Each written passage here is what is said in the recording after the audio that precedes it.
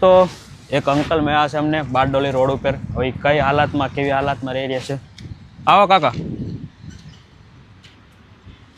શું નામ છે તમારું? રાજેશ. રાજેશભાઈ, તો કેમ આવી હાલાતમાં રહ્યો છો? એમ જ એવું? તો આવી હાલતમાં રહેવું સારું લાગે? ચાલે હવે હું સારું લાગે કે નહીં લાગે. હે, ઘર પરિવારમાં કોણ કોણ છે રાજેશભાઈ? મારી ભાભી છે, મારા ભાઈ છે. હા, તો એ તમને વાળ દાઢી કરાવવાનું નહીં કહેતા? આમ જો કેવી કપડાની હાલત છે. શું કામ કરો રાજેશભાઈ? માર્બલનું કામ કરો. માર્બલનું કામ કરો. માર્બલમાં શું કામ કરવાનું? મશીન પર. મશીન પર કટિંગ કરવાનું. હા હા. તો આમ કેટલા ટાઈમથી આ રોડ ઉપર તમે આટા મારો છો? એમાં રોકડી કરે, ગાડી મળે, ગાડી કરવાનું આવે તો ખાલી કરું. હા, આવે તો ઠીક, નહીં આવે તો કંઈ નહીં. આવે તો ઠીક, ન આવે તો ચાલ્યા કરે એમ. તો પછી ખાવા પીવાનું કઈ રીતનું હોય રાજેશભાઈ તમારું? એ ઘેર જ હોય. ઘરે થઈ જાય એમ? તો આ વાળ દાઢી એવડી મોટી છે એ સારી લાગે? એમાં રાખેલી. હે, આમ જ આવી દાઢી એવડી મોટી રખાય? આ જો માથામાં કેટલી કેવું થઈ ગયું બધું. જો હાલો આપણે સારી દુકાને જઈને વાળ દાઢી કરીને નવા કપડાં પહેરી લઈએ. જાવું ને? વાળ દાઢી કરી નાખ્યું ને? હે, ચાલો તમે કોઈ દુકાને જઈએ. કઈ દુકાને જવું જોઈ તમે? એટલે મેં કઈ દુકાન? બારડોલીમાં હે વળી. બારડોલીમાં હે? ચાલો આપણે વાળ દાઢી કરાવીએ કાકા, હે ને? હાલો ગાડીમાં બેસી જાઓ મારે યાર. પછી નવા કપડાં લઈ દો. નવા કપડાં પહેરી લેવા ને? હે, ચાલો ગાડીમાં બેસી જાઓ.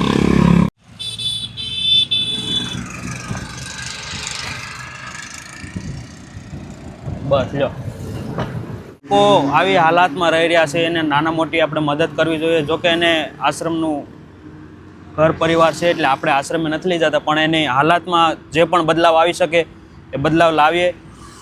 કોઈ સારી સલૂનની દુકાને લઈ જઈએ અને એની વાળ દાઢી કરાવી, ત્યાર પછી આપણે એને સારા કપડાં પહેરાવીએ અને જોઈએ આગળથી આપણથી જેટલી પણ મદદ થાય એટલી કરીએ અને એના જીવનમાં એક નાનો એવો બદલાવ લાવવાની આપણે કોશિશ કરીએ. તો તમે વિડીયોને વધુને વધુ શેર કરજો તમારા દરેક ગ્રુપમાં અને બસ આવી રીતે પ્રેમ સપોર્ટ આપતા રહેજો.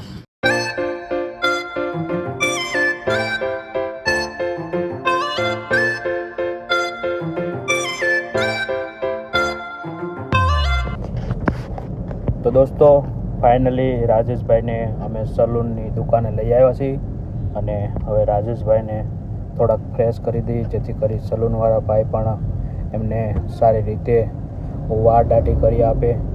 અને તમે જોઈ શકો તે પ્રમાણે એનું આપણે અત્યારમાં હાલ પાણીથી મોઢું ધોવરાવી અને જેથી કરી કે એક સારી રીતે આપણે એને તૈયાર કરી શકીએ. તો બસ આવી જ રીતે નાના મોટી જેટલો પણ લોકોના જીવનમાં બદલાવ આવે એટલો લાવી શકીએ એટલો લાવીએ. બાકી તો ભગવાનની ઈચ્છા.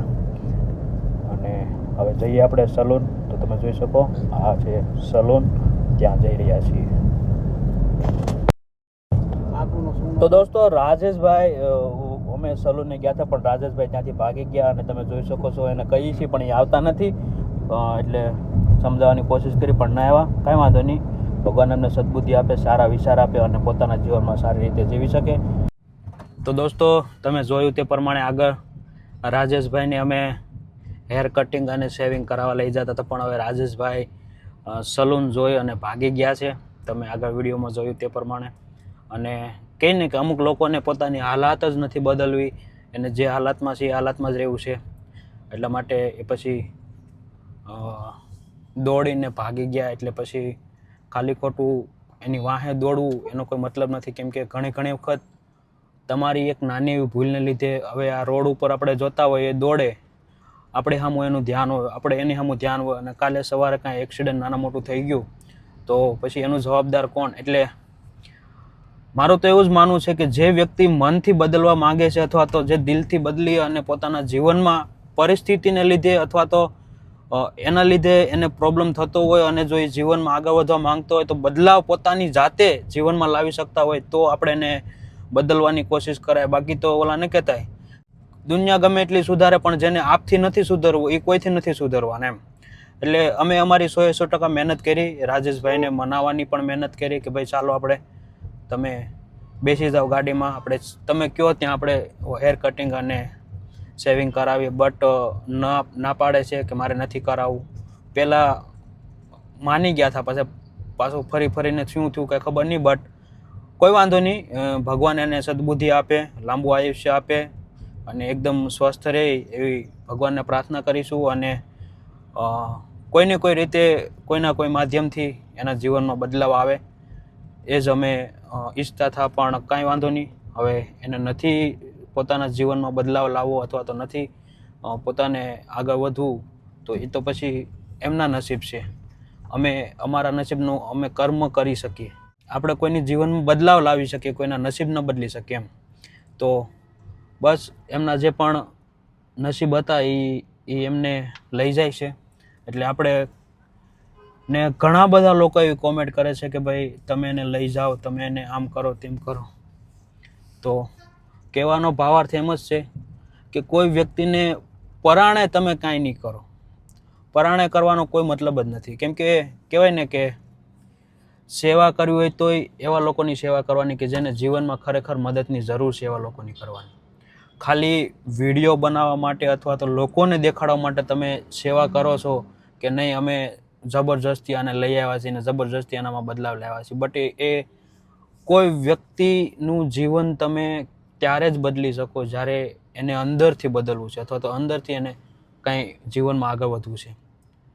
તો આપણે ખાસ એવા વ્યક્તિઓને મદદ કરીએ છીએ. અને ખરેખર કહેવાય કે ભલે આપણે મહિનામાં 1 થી 2 જ આપણે કેસ લઈએ, બટ સારા અને જેને ખરેખર મદદની જરૂર છે એવા વ્યક્તિને આપણે મદદ કરવી જોઈએ.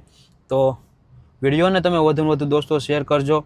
અને અમે અમારી 100% મહેનત કરી છે, અમે અમારું 100% આપ્યું છે. બટ હવે રાજેશભાઈને જીવનમાં નથી બદલવું તો એ એમના નસીબ ઉપર છોડી દેવાનું. તો બસ વિડીયોને વધુને વધુ શેર કરો અને બસ આવી જ પ્રેમ સપોર્ટ આપતા રહેજો. Thank you.